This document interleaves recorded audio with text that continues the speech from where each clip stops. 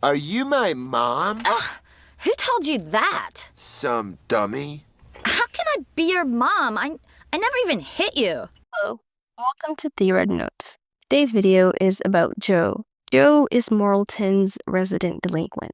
He's a violent kid, a bully, and a thief. A child who seemingly exists to cause just chaos. But beneath the destruction and almost sarcasm lies something deeper, something a little bit more nuanced.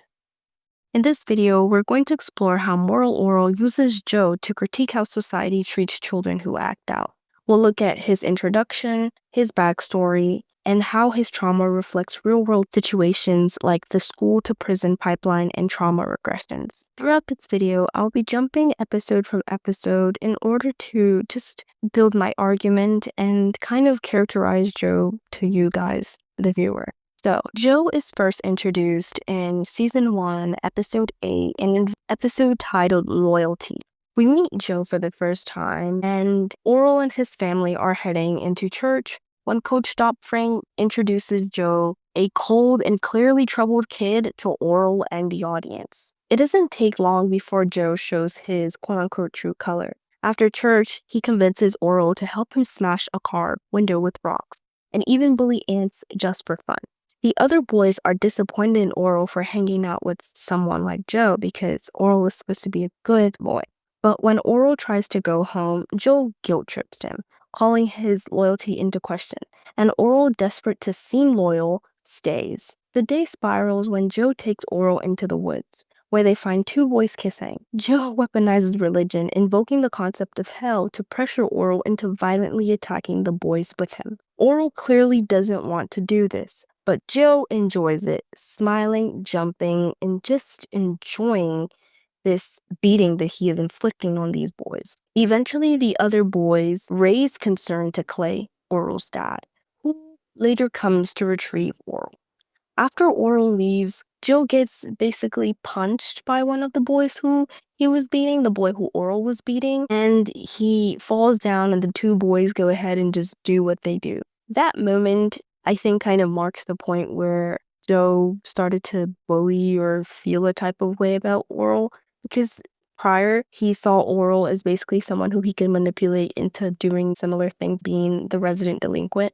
But when Orel leaves him, when his father comes to get him, he sees that Orel is, I guess, just like the other kids, and he starts to bully him as well, but Orel doesn't realize it. And at this point in the series, Joe just seems like the quote-unquote funny, but deeply disturbed troublemaker. A classic bad kid.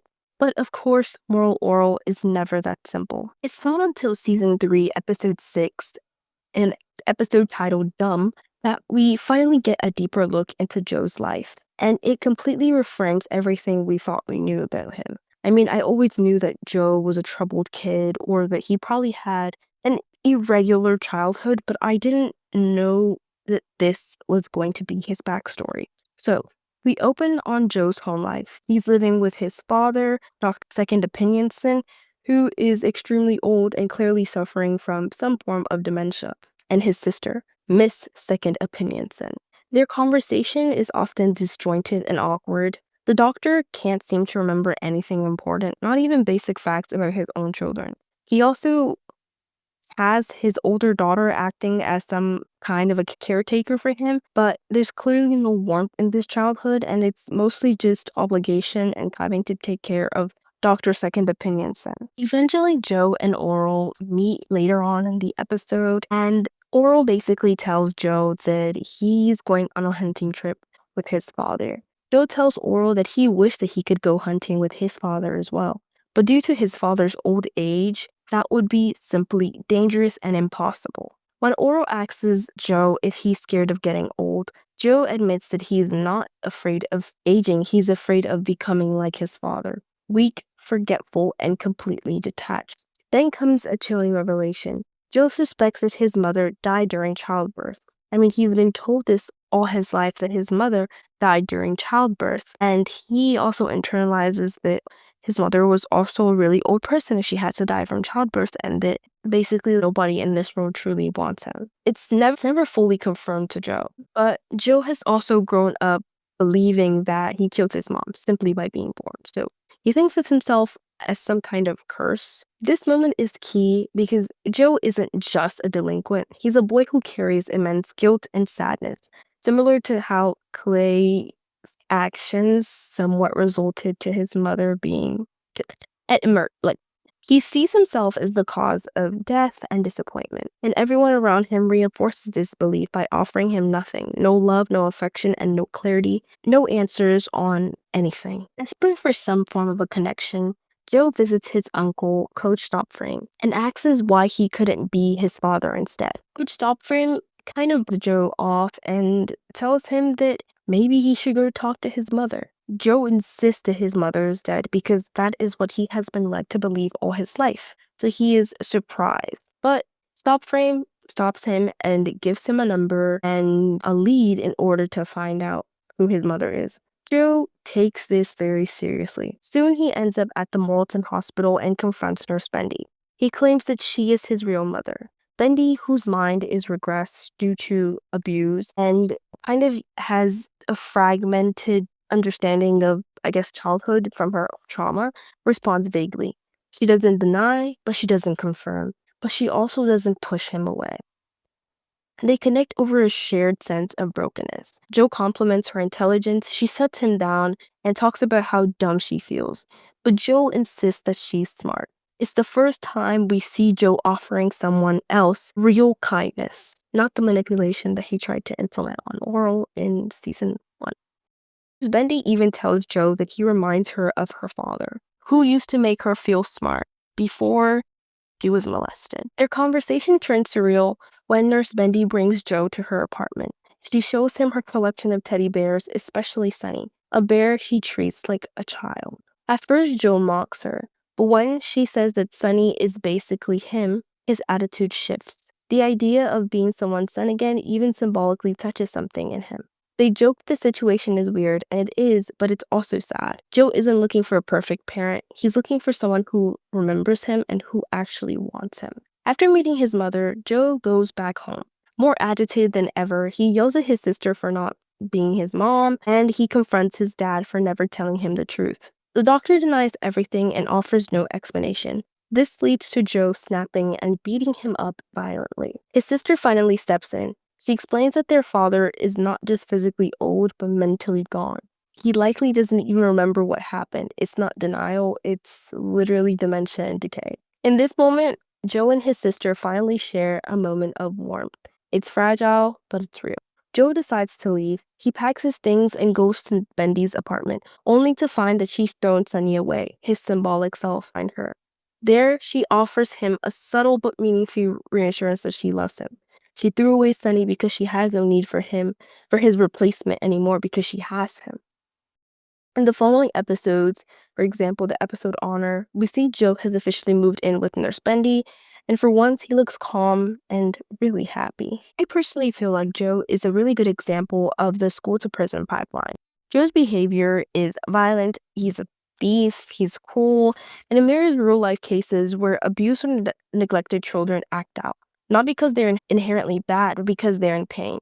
Society labels them as delinquents and punishes them, suspensions, expulsions, arrests, instead of asking, why are these kids hurting and what can we do to help them? Joe never gets therapy. I mean, this is 50s and 60s. I don't even know if therapy exists, but he never gets true guidance. He's just pushed around from church to school to home and left to explode in his free time, quote unquote. This is how real children get funneled from schools into prisons. People who act out are labeled the bad kid and are expected to act bad and are not given outlets to change the trajectory of their life. It's almost like if you're the bad kid, you're labeled as the bad kid forever, and if you're the good kid, you're labeled as the good kid forever. So now we're going to get into trauma regressions. I talked about Nurse Bendy's trauma and her regressions in a previous episode, but in this episode, we finally see her trying to kind of let go of some of her coping mechanisms because she has Joe, who is her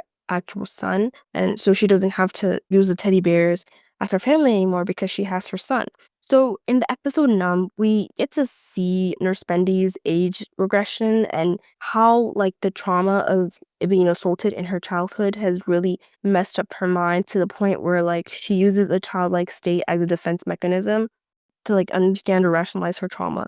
This is very common among abuse survivors. A lot of people who suffer abuse try to find a way to rationalize or make sense of it because it's really hard to believe that someone would abuse you and that you are a victim of abuse. No one wants to feel that way and no one wants to accept it, at least outright, especially if it's someone who's supposed to be authority figure or someone who's actually supposed to protect you. For example, a doctor or like an uncle or your dad. That can be very traumatizing. So a lot of people, use some types of coping mechanisms try to rationalize or try to understand what exactly happened to them. And sometimes the way that they rationalize it is by trying to remove themselves from being a victim and saying, maybe I wanted this, but no, you didn't. And that's okay. It's a work in progress. Nurse Bendy uses, age regression as her coping mechanism because she was molested as a child and her family, especially her dad, stopped thinking that she was special and smart because she was molested. Basically, they took her away from being the victim. So now she's kind of internalized that she's not the victim. I mean, Dr. Second Opinionson doesn't even really get any punishment other than Joe beating him up. And by the time that Joe was beating him up, he's already so old that he doesn't even remember what he did. That's very sad. So the last part of what I want to get into is Dr. Second Opinionson's dementia. I think we can read this in two different ways, literally as a man suffering from a cognitive decline, and symbolically as a stand-in for parents who forget or rewrite the damages that they've done. I think a lot of parents, when they abuse their children and when their older children come and confront them when they're much older or even just a couple years older, a lot of parents try to dismiss it or they try to say they don't remember. And I feel like that can be really traumatizing because it's extremely dismissive. In this case, Dr. Second Opinionson actually has dementia, but there are cases where a person goes to confront their abuser or their parent or just anyone who has wronged them or done something horrible to them. And rather than the person just admitting, oh, I'm sorry, I really apologize, I'm working on myself, and yeah, I deserve jail or whatever, the person oftentimes has their own form of defense mechanism, and it's like, are you sure you didn't want this? I abused you because you needed it. That's how my parents taught me, or that's how I was raised, and I want you to be the best. See, I'm perfectly fine. So what I did to you was actually nothing at all. My parents did way worse, and what I'm doing is actually good parenting, or I'm actually being a really good partner. At least I didn't hit you. Remember that? They say things like that, or they either completely ignore the abuse that they've caused, and it's extremely problematic. So a lot of parents who abuse their children or just abusers in general, sometimes the way that they try to rationalize for themselves is they try to rewrite the past, which is extremely dismissive to the victims. And it just kind of closes the closure that victims can have, which is another reason why I really believe that people who are abused should not have to forgive their abusers. I think there's this whole thing where people think that, oh, if you were abused, that you have to forgive your abuser because that's just how it is, and that you can't, if you don't forgive, you can't move on. I don't really agree with that. I actually very much disagree with that. I don't think anyone should be forced to forgive their abusers, nor do I think that we should have to get closure from our abusers. Sometimes, because the abusers sometimes can reinforce the trauma that you're feeling.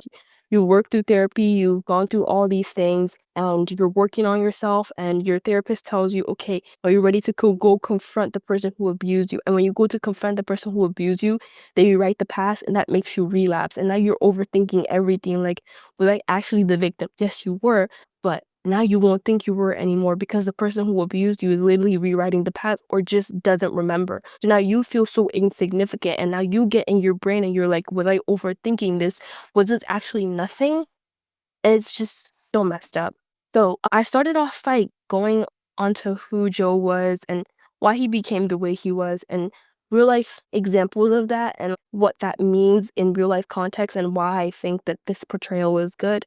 And now I'm going to end with my conclusion. I feel like Joe starts off as a one-dimensional troublemaker. He's just a kid who picks on ants, who bullies Orel, who punches things, who breaks things, who everyone is kind of scared of. But I think later on, as we go through this like show, we realize that he's a victim of neglect, and he's also a product of abuse. So there's like this generational trauma and like a lot of emotional issues there. I don't think that Joe or children like Joe need punishment. I think they need proper parenting. I think a lot of people, they try to use punishment as a parenting thing. And I just feel like if you have to punish your kid for your kid to have to listen to you, first of all, that's an issue with you. And if you can't get your kid to listen without yelling or beating on them, that's a you problem, and you really have to work on that. So in a town with a lot of moral hypocrisy, I feel like Joe is one of the few characters who's honest about how messed up he is and how hurtful it feels to be truly unloved until he finds his actual mother, Nurse Bendy. To sum it up, children who are neglected don't just disappear. I mean, I think a lot of people try to put them to the back burner and say, oh, that kid is just bad because the kid is bad. But there's something underlying. I think a lot of children internalize their pain. I think people don't realize that children are actually much smarter and they pick up on things. So they internalize the pain, and oftentimes that pain manifests in violence or acting out. And I think that rather than just shaming these children and trying to make them feel a certain way or not listening to what they have to say, I think it's important that we give kids grace because they're humans too.